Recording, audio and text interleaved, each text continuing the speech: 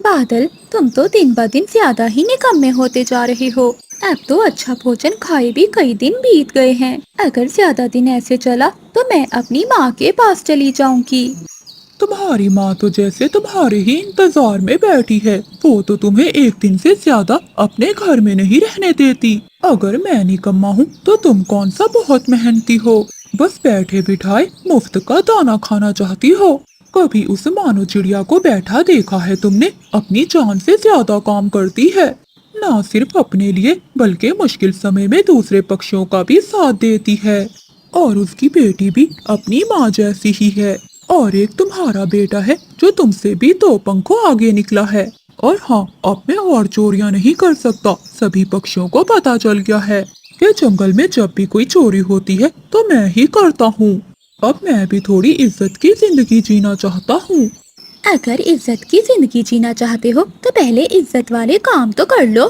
जाओ, हमारे लिए कुछ ढूंढ कर लाओ, वरना मैं आज तुम्हें ही खा जाऊंगी। अब मुझसे ये नहीं होता। शादी से पहले मैं कितनी मौजों में था। जिस पक्षी से भी चाहूँ मांग कर खा लेता था। तुम्हारा बोझ तो मुफ्त में मैंने गले में डाल लिया। बादल के बच्चे, तुम्हारी चोंच कुछ ज्यादा नहीं चल रही? अच्छा अब छोड़ो, अगर हम ऐसे ही लड़ाई करेंगे तो हमें कुछ भी हासिल नहीं होगा। जुगनू तो हमारा बेटा है, इसे तो हम भूखा नहीं रख सकते ना। मेरे पास एक आइडिया है, अगर तुम मान जाओ तो।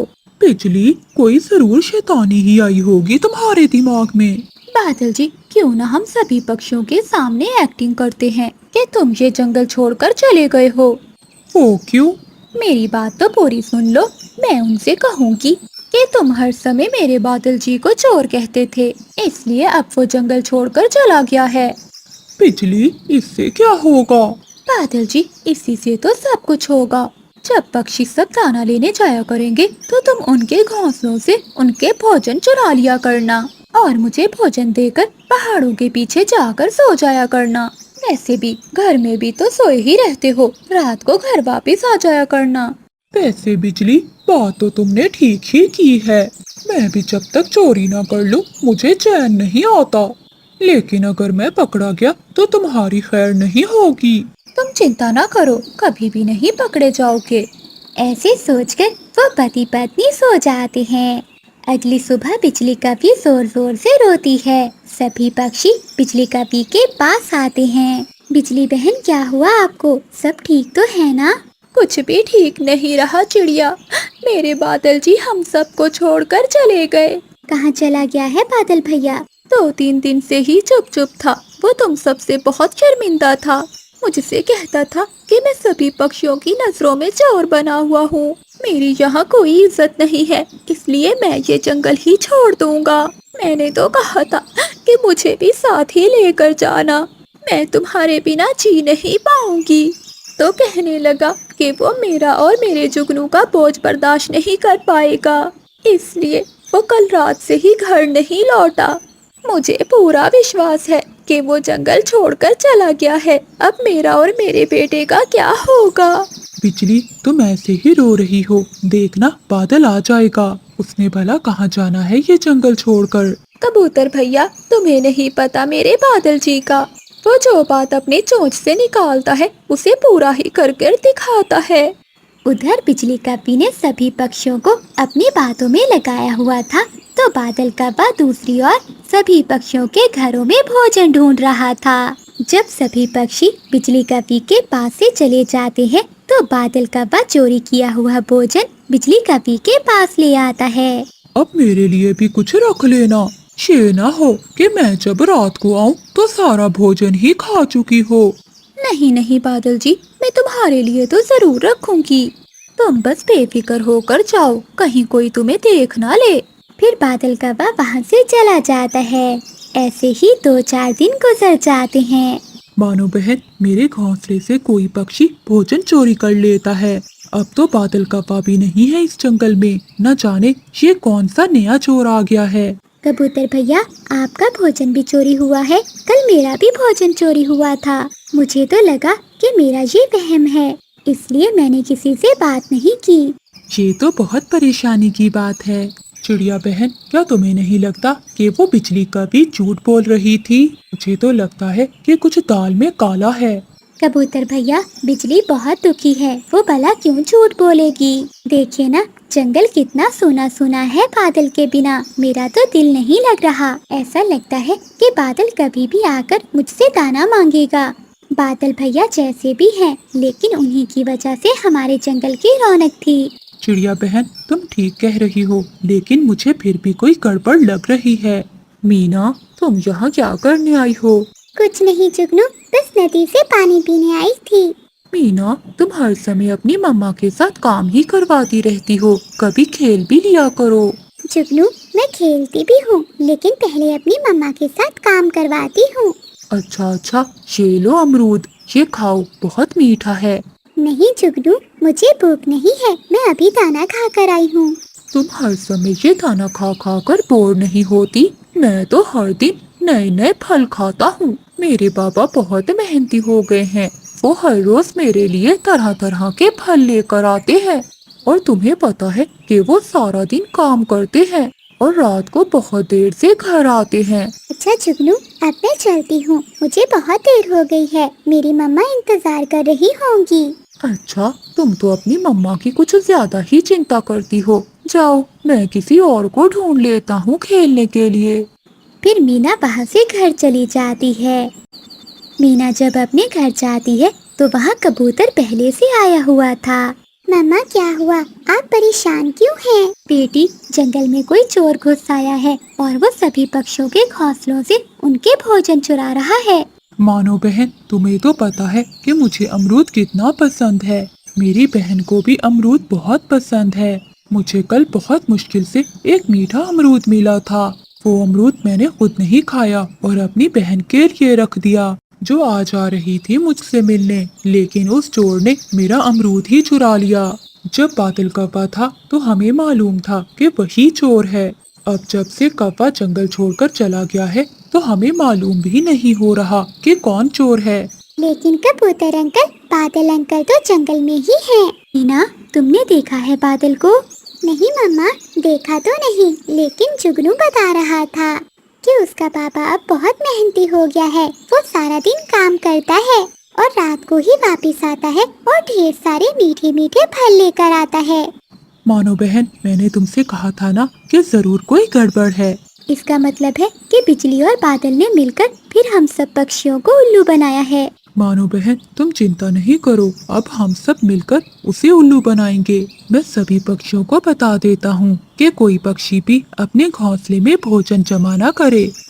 फिर कबूतर सभी पक्षियों को बताता है। अगले दिन सभी पक्षी अपने अपने घोंसले में ही रहते हैं। जब बादल कौवा वहाँ आता है तो वो देखकर हैरान होता है कि सभी पक्षी अपने अपने घोंसलों में बैठे हुए हैं। अरे, ये सब पक्षी अपने अपने घोंसलों में क्या कर रहे हैं?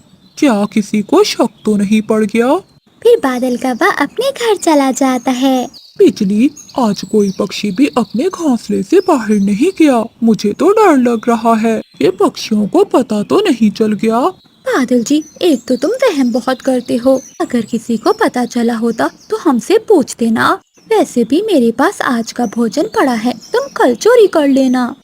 लेकिन तुम्हें कल भी कुछ नहीं मिलेगा, क्योंकि अब हम अपने घोंसलों में भोजन जमा नहीं करेंगे।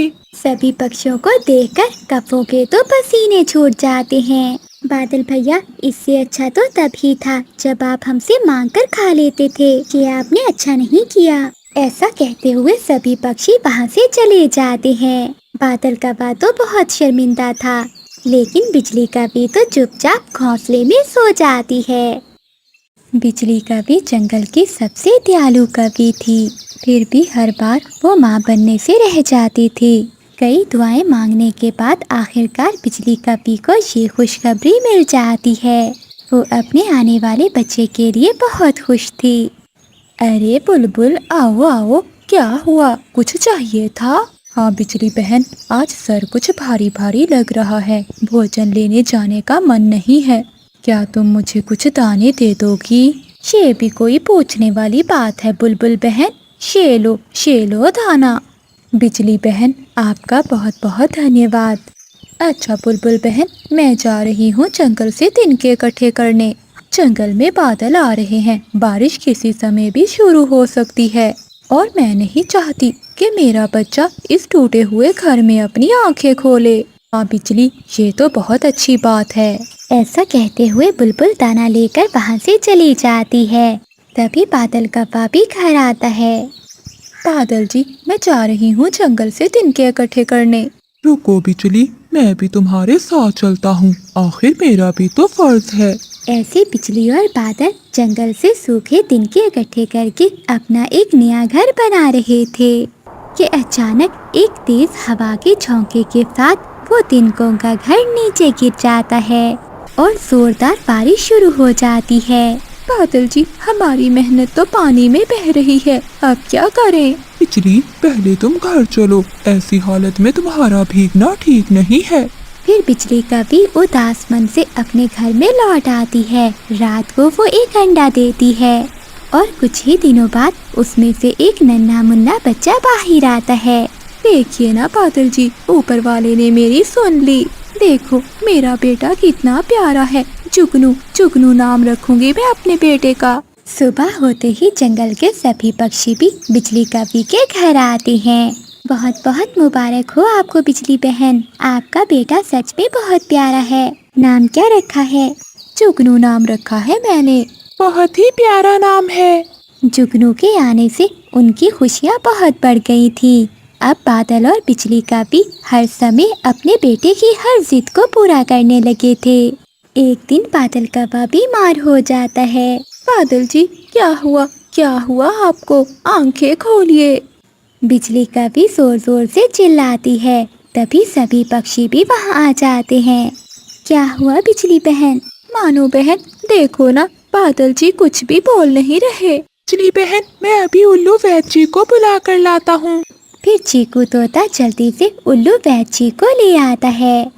बादल कौवा अपना आधा शरीर नहीं हिला सकता, अब ये तो ना कोई काम कर पाएगा और ना ही अपने घोंसले से उठ पाएगा।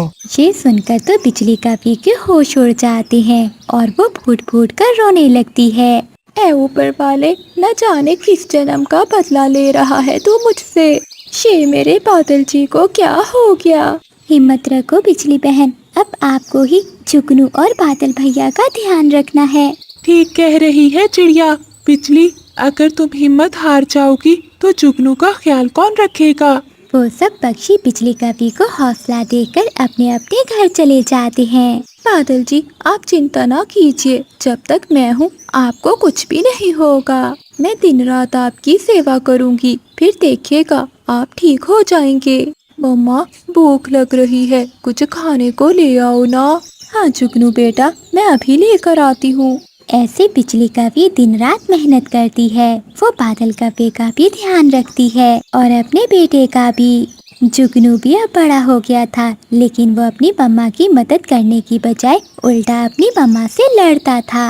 मम्मा, ये क्या रोज सूखा दाना लाकर मुझे खिला देती हो? आज तो मुझे मीठे मीठे आम खाने हैं।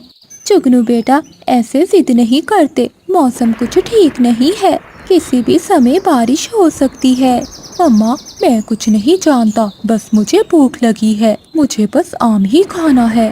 बेचारी बिजली का भी आंखों में नमी लिए आम की तलाश में निकल जाती है। तभी जंगल में भी तेज बारिश शुरू हो जाती है। ये बारिश भी अभी शुरू होनी थी, आम का पेड़ तो बहुत दूर है, अब मैं आगे भी नहीं जा सकती। बादल जी की दवाई का समय भी हो गया है। मानो चिड़िया अपने घोंसले से बिजली कवि को देख रही थी। बिजली बहन, क्या हुआ? इधर आई तो। तभी बिजली कवि चिड़िया के पास जाती है। क्या हुआ बिजली बहन, ऐसी तेज बारिश में आप यहाँ क्या कर रही हैं? क्या बताऊँ मानो बहन, मेरे बेटे जुगनू को भूख लगी है और वो आम खाने की जिद कर रहा है, वही लेने जा रही हूँ। लेकिन ऐसी बारिश में तो आपकी तबीयत बिगड़ जाएगी, तूफान भी ज्यादा होता जा रहा है, आप यहीं रुकिए। फिर चिड़िया घर के अंदर जाती है और 4 आम ले आती है। ये लीजिए बिजली बहन, ये ताज़ा आम है, मैं आज सुबह ही लाई थी, आप इन्हें ले जाइए और घर जाइए। लेकिन मानो, तुम क्या खाओगी? मेरे पास और हैं, तुम ले लो और जाओ। चिड़िया का धन्यवाद करके बिजली कवि वो आम लेकर अपने घर चली जाती है और वो अपने पति को दवा देने लगती है। जुगनू, एक आम तुम अपने पिता को दे दो, मम्मा, मैं तो वो आम खा गया, बहुत टेस्टी थे। क्या तुमने सारे आम खा लिए? अपने मम्मा और पापा के लिए एक आम भी नहीं छोड़ा? तो फिर मुझे भूख लगी थी, पूरा दिन मुझे कोई ना कोई भाषण ही देती रहती हो। जाएं, मुझे नहीं बात करनी आपसे। जुगनू रूठकर अपने कमरे में चला जाता है। बिजली कभी फिर से तेज बारिश में बाहर जाती है और कुछ दाने लेकर घर लौटती है। तभी उसे जुगनू की आवाज आती है। अच्छा ही हुआ जो मैंने 2 आम अपने घोंसले में छुपा दिए, वरना मम्मा इन्हें भी ले लेती। अब मैं कल मजे से आम खाऊंगा। अरे वाह जुगनू बेटा, अब तुम ये भी करने लगे हो। मुझे नहीं मालूम था कि तुम इतने स्वार्थी हो सकते हो। ये देखकर बिजली कभी का दिल टूट जाता है, लेकिन फिर भी वो खुद को संभालती है। अगली सुबह हो जाती है। जुगनू बेटा, हमारे जंगल में अब बारिशें और तूफान रहने वाला है, इसलिए तुम मेरे साथ मेरा नया घर बनाने में मेरी मदद करो। देखो ना, हमारे घोंसले की हालत कितनी बुरी है। क्या मम्मा, पिछले साल भी आपने यही कहा था, कुछ हुआ क्या? उल्टा जंगल में सबसे मजबूत हमारा ही घर था। तुम चिंता नहीं करो, कुछ भी नहीं होगा। जुगनू बेटा, अपनी माँ की बात सुन लिया करो।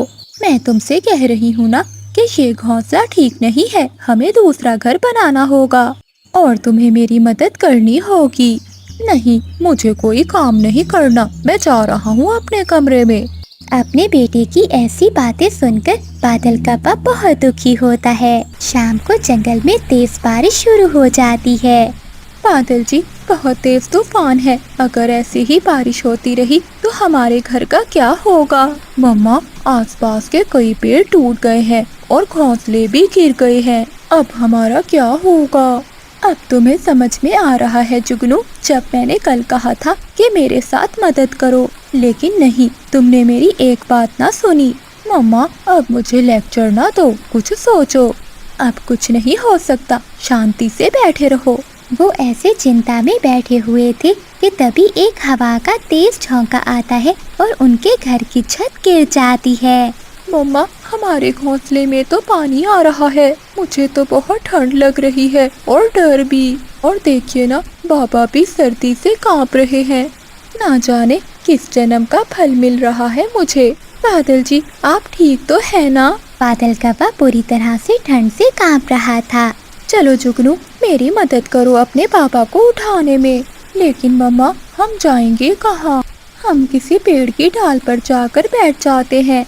फिर जुगनू और बिजली का भी बादल का पे को लेकर एक पेड़ की डाल पर जाकर बैठ जाते हैं, जहाँ पानी बहुत कम आ रहा था।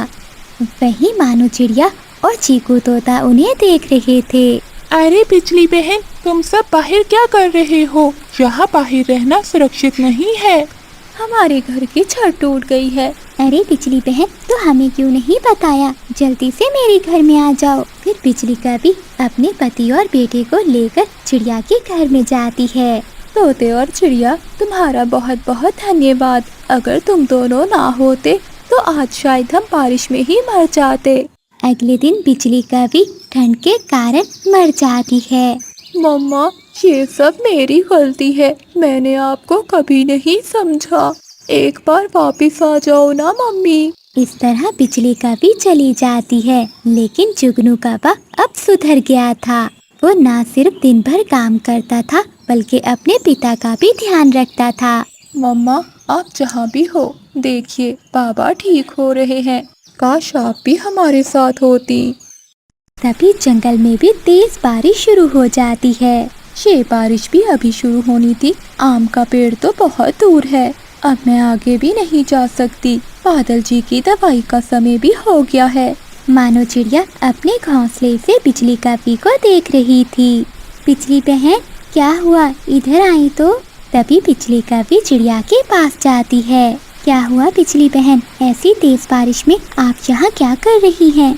क्या बताऊँ मानो बहन, मेरे बेटे जुगनू को भूख लगी है और वो आम खाने की जिद कर रहा है, वही लेने जा रही हूँ। लेकिन ऐसी बारिश में तो आपकी तबीयत बिगड़ जाएगी, तूफान भी ज्यादा होता जा रहा है, आप यहीं रुकिए। फिर चिड़िया घर के अंदर जाती है और 4 आम ले आती है। ये लीजिए बिजली बहन, ये ताज़ा आम है, मैं आज सुबह ही लाई थी। आप इन्हें ले जाइए और घर जाइए। लेकिन मानो तुम क्या खाओगी? मेरे पास और हैं, तुम ले लो और जाओ। चिड़िया का धन्यवाद करके बिजली का भी वो आम लेकर अपने घर चली जाती है और वो अपने पति को दवा देने लगती है।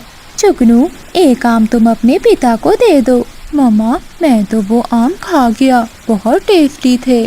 क्या तुमने सारे आम खा लिए? अपने मम्मा और पापा के लिए एक आम भी नहीं छोड़ा? तो फिर मुझे भूख लगी थी, पूरा दिन मुझे कोई ना कोई भाषण ही देती रहती हो। जाएं, मुझे नहीं बात करनी आपसे। जुगनू रूठकर अपने कमरे में चला जाता है। बिजली का भी फिर से तेज बारिश में बाहर जाती है और कुछ दाने लेकर घर लौटती है। तभी उसे जुगनू की आवाज आती है। अच्छा ही हुआ जो मैंने 2 आम अपने घोंसले में छुपा दिए, वरना मम्मा इन्हें भी ले लेती। अब मैं कल मजे से आम खाऊंगा। अरे वाह जुगनू बेटा, अब तुम ये भी करने लगे हो। मुझे नहीं मालूम था कि तुम इतने स्वार्थी हो सकते हो। ये देखकर बिजली का भी का दिल टूट जाता है, लेकिन फिर भी वो खुद को संभालती है। अगली सुबह हो जाती है। जुगनू बेटा, हमारे जंगल में अब बारिशें और तूफान रहने वाला है, इसलिए तुम मेरे साथ मेरा नया घर बनाने में मेरी मदद करो। देखो ना, हमारे घोंसले की हालत कितनी बुरी है। क्या मम्मा, पिछले साल भी आपने यही कहा था, कुछ हुआ क्या? उल्टा जंगल में सबसे मजबूत हमारा ही घर था। तुम चिंता नहीं करो, कुछ भी नहीं होगा। जुगनू बेटा, अपनी माँ की बात सुन लिया करो। मैं तुमसे कह रही हूँ ना कि ये घोंसला ठीक नहीं है, हमें दूसरा घर बनाना होगा और तुम्हें मेरी मदद करनी होगी। नहीं, मुझे कोई काम नहीं करना, मैं जा रहा हूँ अपने कमरे में। अपने बेटे की ऐसी बातें सुनकर बादल का बाप बहुत दुखी होता है। शाम को जंगल में तेज बारिश शुरू हो जाती है। बादल जी, बहुत तेज तूफान है, अगर ऐसे ही बारिश होती रही तो हमारे घर का क्या होगा? मम्मा, आसपास के कई पेड़ टूट गए हैं और घोंसले भी गिर गए हैं, अब हमारा क्या होगा? अब तुम्हें समझ में आ रहा है जुगनू, जब मैंने कल कहा था कि मेरे साथ मदद करो, लेकिन नहीं, तुमने मेरी एक बात ना सुनी। मम्मा, अब मुझे लेक्चर ना दो, कुछ सोचो। अब कुछ नहीं हो सकता, शांति से बैठे रहो। वो ऐसे चिंता में बैठे हुए थे कि तभी एक हवा का तेज झोंका आता है और उनके घर की छत गिर जाती है। मम्मा, हमारे घोंसले में तो पानी आ रहा है, मुझे तो बहुत ठंड लग रही है और डर भी। और देखिए ना, बाबा भी सर्दी से कांप रहे हैं, ना जाने किस जन्म का फल मिल रहा है मुझे। बादल जी, आप ठीक तो है ना? बादल का बाप पूरी तरह से ठंड से कांप रहा था। चलो जुगनू, मेरी मदद करो अपने पापा को उठाने में। लेकिन मम्मा, हम जाएंगे कहाँ? हम किसी पेड़ की डाल पर जाकर बैठ जाते हैं। फिर जुगनू और बिजली का भी बादल का पे को लेकर एक पेड़ की डाल पर जाकर बैठ जाते हैं, जहाँ पानी बहुत कम आ रहा था। वहीं मानो चिड़िया और चीकू तोता उन्हें देख रहे थे।